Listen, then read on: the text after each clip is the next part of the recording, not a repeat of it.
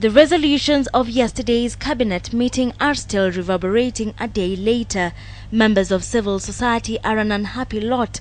Their bone of contention, Thursday's cabinet decision to exclude civil society from helping pick the team that would vet judges and magistrates. This followed an earlier decision to abandon a formal tribunal in favor of a less intimidating vetting board. Because we can't have government vetting the judiciary and going to bed with the judiciary and making a mockery of all the reform process that have been undertaken by the people of Kenya to date. Cabinet rejected proposals which would have seen 4 nominees picked from the Law Society of Kenya, the Federation of Women Lawyers, the International Commission of Jurists, and the Kenya Private Sector Alliance. The names left out ostensibly because previous nominations from these groups resulted in wrangles in various commissions, a move civil society sees as a bid to lock it out of the vetting process. They say government is only interested in a judiciary that it can control. That is inherent in government.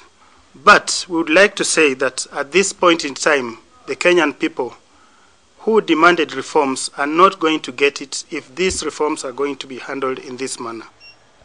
The new constitution does not specify what vetting body must be used. While early versions of the vetting bill included a court-style tribunal, this was rejected in favor of a board with representatives from civil society and religious bodies.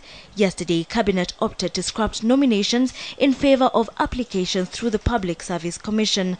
Lawyers argue that only members of the legal fraternity are equipped to assess the judges properly. Only the Law Society of Kenya and bodies that really are players in the judicial reform process, ICJ, FIDA, and the rest, which really know where we have gone wrong with the judiciary. It's not the Public Service Commission.